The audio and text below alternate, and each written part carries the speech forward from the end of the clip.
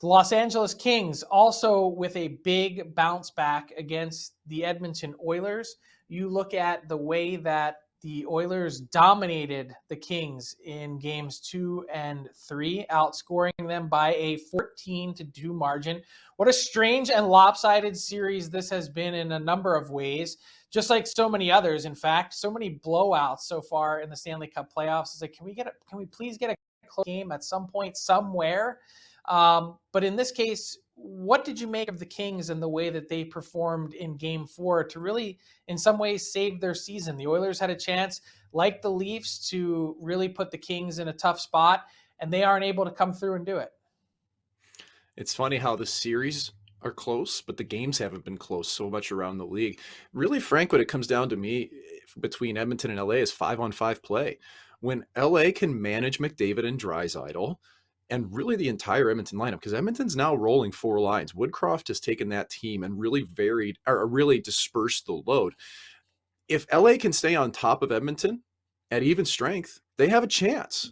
Now they don't have as much skill, and it's going to depend on quick playing well, which he obviously did last night. He's making saves without a glove on, man. Like, that was freakish. Like, it's complete disregard for your own health, which is what us goalies do when you're faced with adversity. But I really think also that LA's discipline last night helped. They had no penalties in the first period. Also, Edmonton didn't as well. And when it goes like that without any power plays either way, again, that's good for LA.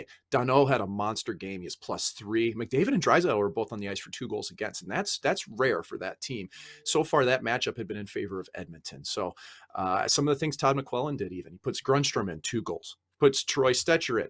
He's got a goal and assist in the game as well, Frank. Those made a difference for that club in LA, and they just can't chase. Kopitar looked like a ghost after game 3 at the end of it. He didn't look like that last night. Yeah, you mentioned Jonathan Quick, his 10th career playoff shutout, most all-time among American-born goaltenders now, alone in first place in that category. I just love the mindset from the Kings as well. Todd McClellan saying to his players, look, a lot of people are going to point out 14-2 over the last 2 games. The only score that matters is the fact that we're trailing in this series only by a 2-1 margin. They had an opportunity to square it up, and they did so. And just like with the Leafs, I think a real big missed opportunity for the Edmonton Oilers, because guess what?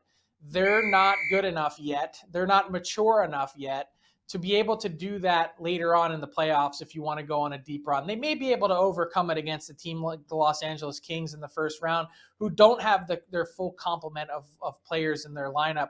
But that's not really a good sign if you're an Oiler fan and you're looking for a team that has an ability to stomp on an opponent and just can't quite get it together in any facet of their game in game 4. So part of it is what the Kings did. Part of it was also the Oilers not showing up in an opportune moment to really put a stranglehold on the series.